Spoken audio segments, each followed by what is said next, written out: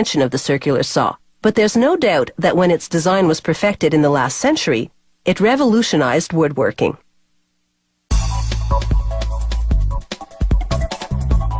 With a circular saw, you can give odd jobs a whirl, and when the sawdust settles, you may have discovered your inner handyman.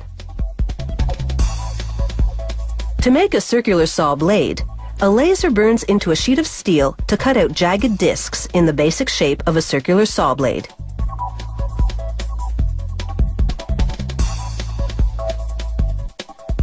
They feed each disc to rollers that press grooves onto both sides.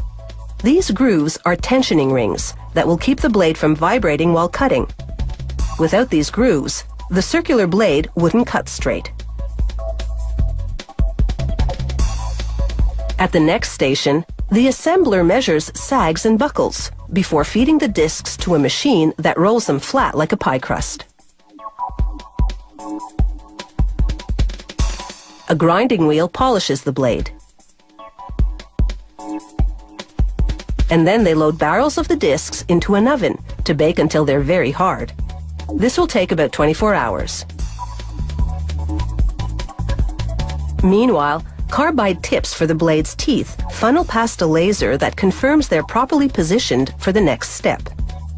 A robot then picks up one tip at a time and delivers it to nozzles. The nozzles pump a paste called flux onto it. Another robot places a piece of solder metal on the flux. The next robot delivers the tips to the saw blade body. Elements melt the solder metal and flux to fuse the carbide tips to the teeth. It's a technique called brazing.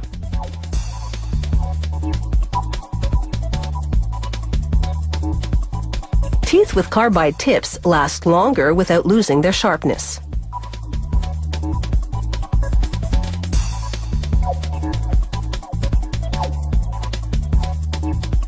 Circular blades for sawmills have a larger and different design.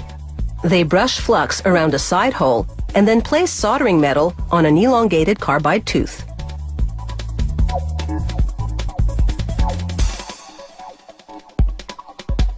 They braze the tooth to the flux-coated hole and install several more of these carbide side teeth. The side teeth will enable this sawmill blade to tear through big logs. The smaller circular saw blade now spins on an axle while a spray nozzle sandblasts it. The sandblasting cleans the surface and gives the blade a brushed texture.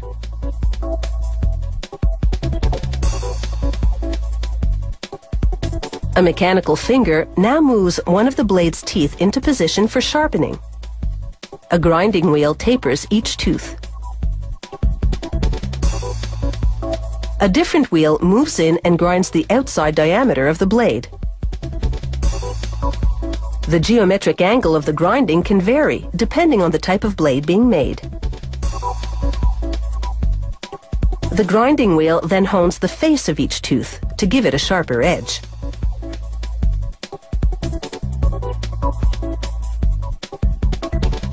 Next, a straightening specialist pounds out any remaining bumps in the blade and double-checks it with a straight-edge tool. He wipes off any smudges and then holds the blade to the light and examines it to confirm that it has no flaws.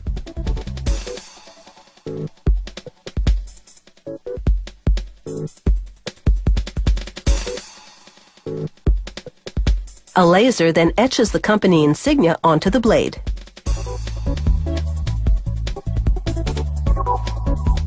And now this circular saw blade is ready for its close-up.